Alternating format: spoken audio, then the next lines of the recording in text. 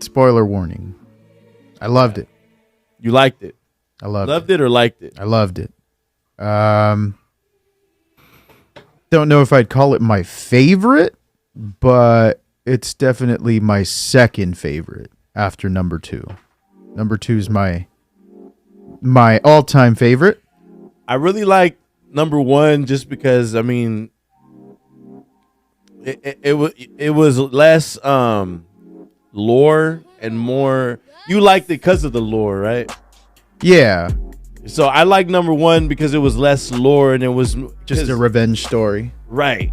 And you kind of the whole time you're like with everybody that you're just like waiting for him to fucking kill Vigo's son, and you're like working yourself up until that point, and it's I could see that. I could see the appeal of that. It was like the first time we seen Taken. You know what I'm saying? Because after a while, as much as I love John Wick, and I became a fan because I hadn't really dived into it like I did this past week leading up to the premiere, and I really feel like I walked away satisfied from the first movie in a certain way when you kind of like when you see you hear about a bad person like a pedo or somebody who abuses children just get beat up bad on the street, and you're like, oh, that's like some type of special type of justice that can't get served. So when you see the little poor Daisy that gets hurt, and you're like, oh my God, I just want all the bad stuff in the world to happen. Yeah, because it was an extension of his wife, basically. So, right. Yeah. That's why, like, a lot of people, it makes it funny because a lot of people in the movies, they're like all over an effing dog, and it's like, it's more than that. Yeah. Well, I mean, it is deeper, but it's, I feel like to people who are dog owners and stuff like that, I feel like it resonates. And you see a lot of dog owners talking about, relating to John Wick in the sense of like, man, I would do crazy shit for my dogs. Right. Yeah. Which, yeah, I understand that for sure. It was always intended. Yeah, it was always intended to be a one-off movie. It never was intended to spawn any kind of sequels or anything like that. And it was just the overwhelming response that made it into a franchise. That's like a really grassroots, fan-driven franchise because people loved it so much. I mean, low-key, it revitalized the action genre because with movies in the same space, like Taken, stuff like that, you get a bunch of heavy editing to sometimes you can't follow the action, and to set them apart, they decided to do long takes, and you see it. I mean, even in this one, yeah, that overhead, oh my God, was that scene fire? We'll go into that right now. Yeah, but yeah, like that scene or when he's walking the entire wall of the art gallery, and you see all the different size paintings. It makes him look all tiny. Yeah, and it was like a collage of different size paintings to like put his size in perspective. And see, like that's why, like in the first one, I think that's probably one of my favorite scenes in the whole franchise. Was the first time when they're talking about him being the boogeyman, and they got all these guys come into his house, and he's just sitting there, kind of waiting, and it's at night, the lights are off, and you get this incredible action scene that you can track. You're not lost. You're not saying like, did that guy get stabbed? Did that guy get shot? You can track the whole thing. And for them to be able to pull that off in a space where most action movies that are similar, you're always kind of like looking and trying to make out the action. With John Wick, it's super trackable. The action is very noticeable. You can see everything, and I think that's what drew people to it, aside from him just being a badass. But I think one of the things that people really like too was that he was fighting with realism.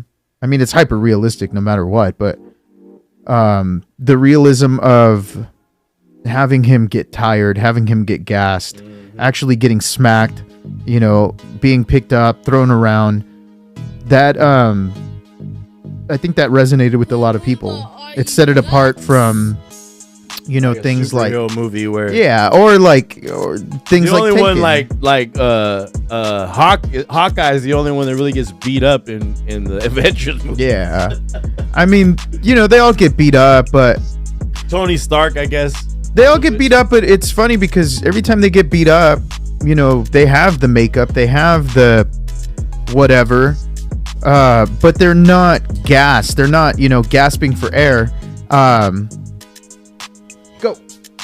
They're not exhausted. They have all the cuts and all the looks of getting beat up, but they're not exhausted. And when you see John Wick, he's exhausted. You know, he's tired, he's hurt, he's in pain. And just little nuances like that where you can have a doctor that's like, here, take these pills. It's going to help you with the pain and it's going to give you a boost of energy. Like, those are the kind of things that I appreciate because it's giving it that sense of realism. It's hyper realistic no matter what, but giving it that little sense of realism is pretty dope. So I love that they really continued that with this one, with the fourth. I think it's going to split a lot of people apart. I think there's going to be a lot of people who are like, I don't know if I really like that one, which it's the highest rated one out of the whole franchise. Really, I thought you know, I love the franchise. I loved all three movies, but by this fourth film, you're starting to get into the repetitiveness of like him killing a lot. You know, right? That shit that gets repetitive a while. You know, and is a couple times. It does. You know, so you could only get so much of that before you're just like, all right, I've had enough. You know, like yeah, which is why spoiler alert. Major spoiler. Turn away. Stop listening. Are you nuts? I think it's a smart move that they kill him off. Yeah.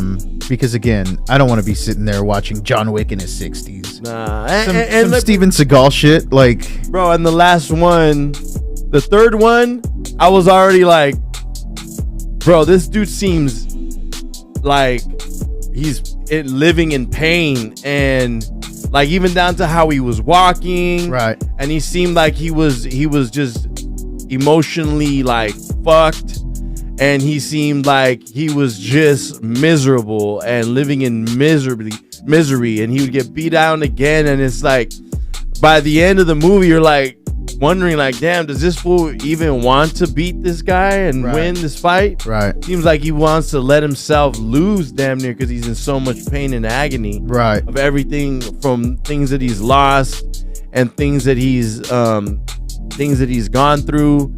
So when there was like a major thing too is that they kept mentioning even the main bad guy, where he says there's only 3 types of men in the world: those who have something to live for, something to die for, and something to kill for. And he has none of those. Yeah. So I think at a certain point he realizes, the way I took it anyways, was the whole theme in the beginning with the girl at the Osaka Continental, and she's saying, you know, everything that he touches dies.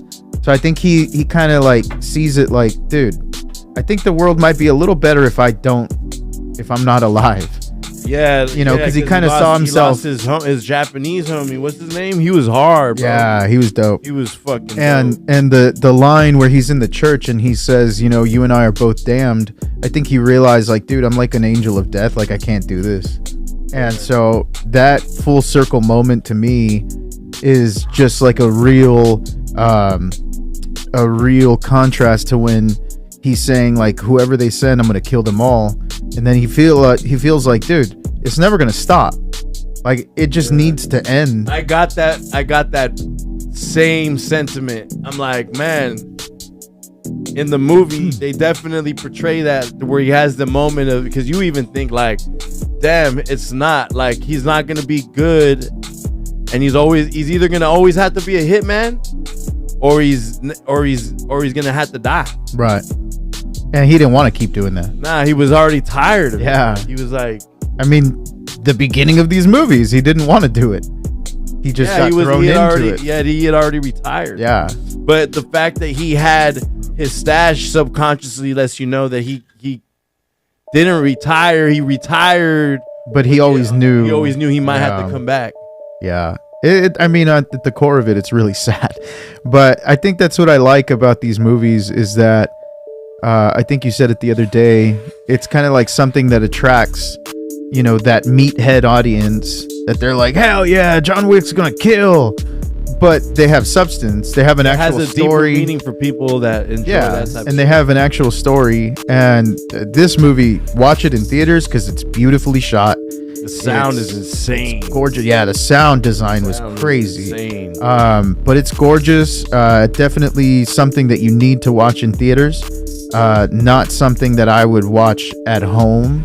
I mean, I'm gonna watch it again, but for my first time, I would definitely say it's an action movie. I feel like action movies, scary movies are meant for like, go to the theater, or like really good comedies, like campy type comedies, because you're like laughing with everybody and makes it more fun. Right. It's like you're at a party and having, you know what I mean? Right. So movies that are like meant for the theaters or like action movies, like superhero movies, these type of shoot 'em up. I mean, you're not going to get the same experience if you watch Avatar at home versus watching it in theater. Gigantic screen, seeing the graphic. A big thing that shines is like the cinematography.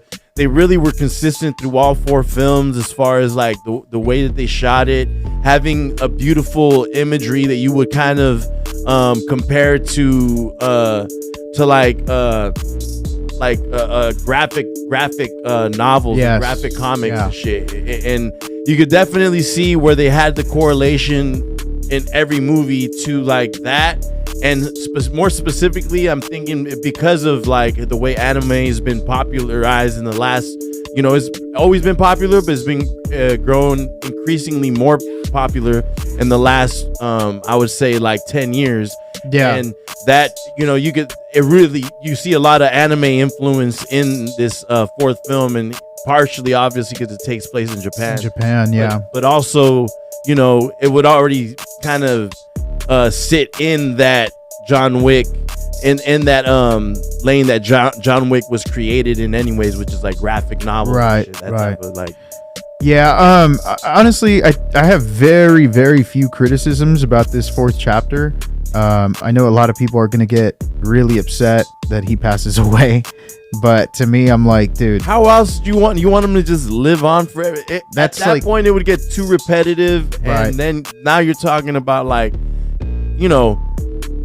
it might, I don't know, like I just don't see like where else it was gonna go. Like, what else can you possibly do? What? Okay, let me go to this time we're gonna go to fucking Bahamas and have John Wick shoot up people in the Bahamas and in the ocean. Like, no, that's low-key what I was scared it was gonna happen, that they're just gonna, like, after this it was gonna just continue again, John Wick chapter 5, and I was like, you really can't do much more, because this story from this fourth movie, it pretty much carries on from him being backstabbed and all those things. And it's a beautiful conclusion to 3 movies of that. I don't include the first one because that's kind of a standalone if you really look at it. That's like the prequel almost. Yeah, and starting with the second one when he becomes excommunicated, that's where it really sets off in motion the events that have happened over 2, 3, and 4. Yeah.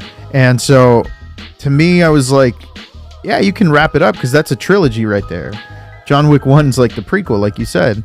And it's just like, it's a perfect wrap up. And it was time, in my opinion. I think it was time.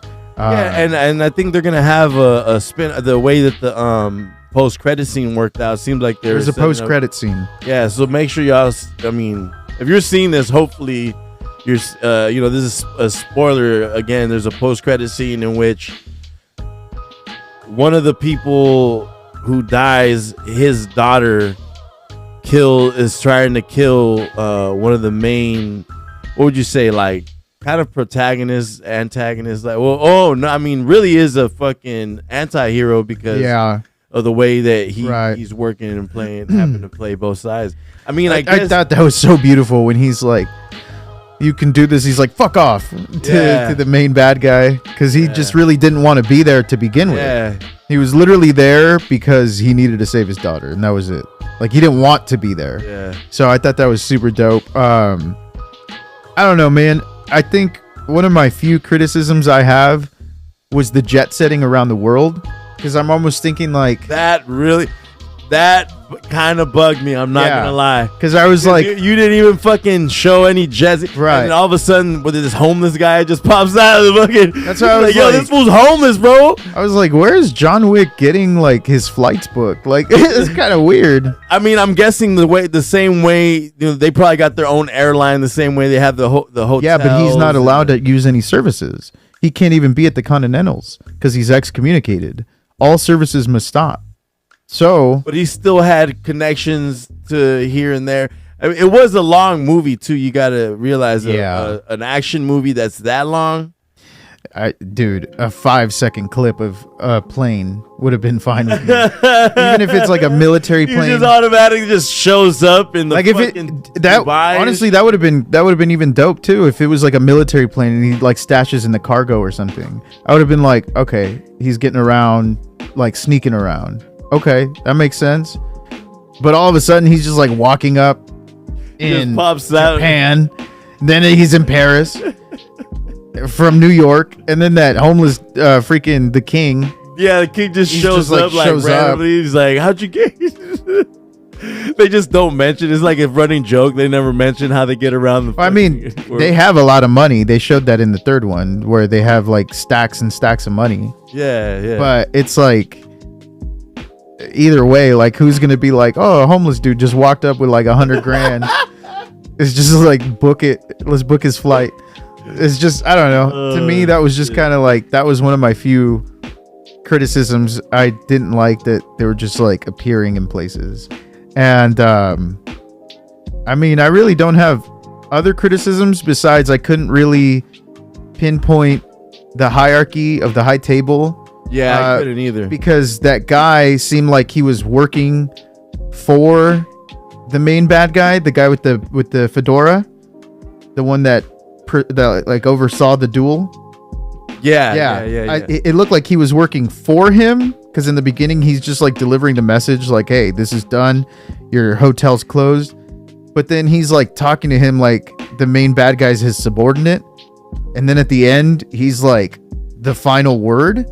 So I was like, wait, so was he in charge or were you in charge? Because he was calling shots above you. So I'm kind of like confused on that aspect. Those are like they're little nitpicks, and they're not something that ruined the movie for me, but definitely took me out for a minute because it made me wonder. But other than that, I fucking loved it. I loved it. Yeah, it was pretty good. The one thing about this entire series that bothered me is that John Leguizamo never brought him the car. Yeah. So that would be he's probably gonna keep that car now. I hope they address it by like maybe somebody gets it in the next movie. You know what I'm saying? Whatever spinoff, somebody gets that car. Maybe John Leguizamo would just get a piece of it. It's just like it's too. I feel like it's just too late now. Like, don't even bring it back. It's just been missing in action too long. He was just buried in the car. Like, we didn't put it in the movie, but he got buried in that car. That was touching though. Like when he gets out of the boat underground, he's like, I want mine to say loving husband. I was like, dope. That's when I knew he was gonna die. Yeah. Well, I kind of got the hint when he gave him the suit and he's like, great suit to be married or buried. And I was like, shit. For me, it was when he said the gravestone. He's like, John, loving husband. Yeah, that, and then the foreshadowing of Winston just saying like when they hung those people and they just said such is life. I was like, oh yeah, He's dying in this movie. And that was like toward the beginning of the movie. So I was like, ah. Then he says it again when he's in the art gallery and he's like, such is life. I'm like, shit. Man, that's why I'm like, yo, how else can you? It would the fifth one would have ruined everything. Yeah, I guaranteed. It just you already were starting to. For me, first one and the second one, those are probably my, Well, see, the third one was okay. Once I see somebody like they're bringing in somebody like Halle Berry, I'm always just like, like I you didn't guys mind it. Well, it's like because she didn't play like a super significant role. Yeah, but just in that one like act, and that was it. They put you in there. They put them in there to sell fucking tickets to make sure they're gonna sell tickets. They didn't put her in there because she's gonna bring any significance to the movie. I've been seeing a lot of people, including new rock stars, talking about he's not dead, and this is just a fake out. And I'm like, this guy got forgiven by the high table, and he owes them nothing anymore. And why would he need to fake his death? There's no reason to. So it wouldn't make sense in the context of the story. So that's why I'm like, if they do that, it's gonna ruin everything. Yeah, I think so too. It's gonna ruin it. It's like you got it. You got, they like you said, they essentially based a trilogy on the first movie, and you could consider the first movie kind of a prequel. Yeah. And how else would you want it to end? Yeah. Like it has to end at some point, or else you turn into a fucking running joke like Fast and Furious. You know what I'm saying? Jesus. Yeah. It really, you don't want John Wick, something that people like clearly cherish. And I feel embarrassed to say that I barely had watched it last week for the first time, and whether it's in battle rap or any like type of like interview or something that I watch, there was almost always you hear some type of John Wick reference when you're talking about like good franchises and shit. And I know people would be upset like if they were to mess this one up. Oh, for sure. But see, that's the thing. I'm sure they'd rather you be upset at it ending because he died than it being upset that it's a bad movie. And it's funny because it's the same people that would be pissed either way. The same people that are pissed that he died, like what the fuck, would be the same people that are like, this is too much already. Yeah, this is cheesy. Yeah, so it's like, pick a lane. Which one do you want? I prefer this one. People just rather they just like complaining about everything. Yeah, I prefer this one. So I loved it. It was great. I give it a 95%. Yeah, the first one, so that's like a 9.5. The first one was definitely like close to, it was a 10 to me. The 10 or 9. You want to know what I don't like about the first one? There's just one thing I don't like about the first one. The whole movie, he is showing his badass skills. He should have broken his back when he got thrown off the balcony. All that. Badass. He's relentless. And then it comes to a fist fight with like a 65-year-old man. I didn't like that.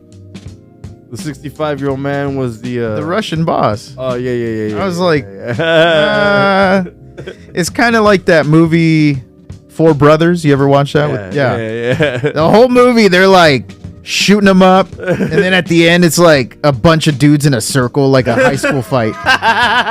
And they're like, fight! What? The fuck is going on?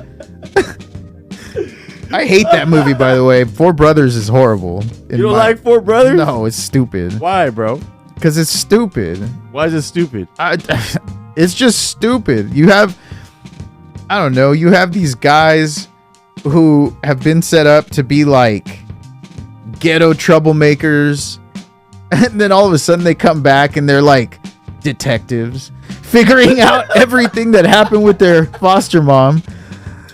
And it's like, wait, you have no resources? You just came into town. How are you doing this? And then like the cops clearly know that it's them doing all this like violent stuff around town, but the cops are like, nah, we're not gonna arrest you. We'll just have like curious little meetings with you and talk about, you know, is this you? Are you doing this? I know it's you. Then arrest them. What kind of cops are these? They're not doing the goddamn thing. It's just a stupid ass movie. And then everybody's always like, oh no, but the scene where the brother dies. Let me tell you something. That scene is so stupid. It is so dumb. I don't know, man. It's just like, really stupid. Oh, the awkward white kid, brother. Yeah, that guy. He's just like, Bobby! And he's like, hold on, I'll be right there. And I'm like, what is happening? This is a stupid ass movie. Oh, shit. And then, like, they knew who killed their mom right at the beginning because they walked into that dude's club. And then the whole movie, they're like, well, what happened? Somebody saw her here. It's like, wait, you just walked into the dude's club. I think you know who killed her. What are you still investigating? Like if somebody solved the Zodiac Killer's murders and they were like, can we get some more cryptic messages? Wait, what? I don't know. It was really stupid. This is a stupid movie. I don't like that movie. But that's what that reminded me of. Like reduced to a fist fight at the end. And that's the one qualm I have with John Wick 1. Other than that, it's a great movie. And it makes sense too. John was probably tired by that point, you know, after doing everything. But then that's what kind of like, that's why I'll gladly take that it's a prequel, because you get him in these 2, 3, and 4 where he is tired, but he's still going at a rate that he wouldn't have been able to go in the first one. Because if an old man after one movie gives him a challenge, in these, he's basically a superhuman. So yeah, you know. So those are like the little nitpicks. But other than that, I fucking love John Wick. It was great. That's 10 fucking years of movies. Like 4 movies over 10 years. It's time to retire the character. Yeah, I don't like man. We're gonna see probably Fast and the Furious 50. Well, supposedly this is the last one, but the last one. See, and that's the thing too. Like, you get movies like this. When do you ever see in a franchise that number 4 has the highest rating in the franchise? You don't. That's like almost unheard of. And they progressively have gotten like better, and it's just like that's because they've taken their time. 4 movies in 10 years. Fast and Furious has like 300 movies in 10 years. So it's like Keanu and the director were talking, and they're like, we did it because we had an idea and the idea worked. And it did. It was great. I imagine Vin Diesel sitting at home and he's like, let's put a car in space. There's the idea. And that's how they greenlight Fast and Furious. You know, so it's just like the processes of these movies. Just because it's an action movie doesn't mean it has to be stupid as fuck. You know, that's John Wick, bro. That shit's badass. It's a film. It's a film. It's not just a movie. Like, it's a film. Because a lot of these fights are like one shot, and they take crazy choreography, and probably, you know what I mean, like takes a lot of time to get these fight sequences down. That overhead shot. So there's a shot in the movie, and it goes overhead. The camera's here with John, hands up, and then you're seeing everything from up top, and it's following him throughout this house. And that, to me, was one of the most innovative things I've seen in a long time. Fucking sick. It gave me GTA vibes, the first one, because remember, it used to be overhead. And just seeing that was so sick. And it's done in one take, so you know that was grueling. This whole movie, the whole time I was watching it, you know, usually it's immersive, and I get mad when I'm pulled out away from the action, away from what I'm seeing. But I wasn't mad because I kept looking at it, and I was like, God damn, like he really put in work for what he's doing on screen. That shot right there, the overhead shot, he put in work. Yeah, dude. The staircase shot, he put in work. Because climbing up those steps while doing fight choreography, Bro. that's crazy. Bro, that scene, and That's I like that scene was very like it was like poetic too. right. The idea of like fighting your way up these crazy stairs, getting knocked all the way down at the beginning, and then working your way Getting all up the to way, go back up. and then not being afraid to ask your enemy for help. Fucking, you know what I mean? Yeah. Like that shit was he had to put his ego aside, knowing he's about to fight this dude up there, but we need to get up there, or you know what I mean? Yeah. Well, I mean, yeah, it was for Put our both pride aside for both of us. for both you know? their sakes. Yeah, I think that's another nitpick I had. When he falls down the stairs, the bodies were gone. I don't know if you noticed that, but as he's falling down the stair, he just left a trail of bodies, and a lot of them died right there on the steps. But when he falls, you don't see a single body. Oh, I didn't even think Yeah, of that. so that's just continuity editing, but it's not anything that ruined it for me. It was just something that I nitpick. And again, most of the time my criticisms with these movies of John Wick are just nitpicks that nobody would really notice, you know, unless you're told. And even then, it's not a big deal.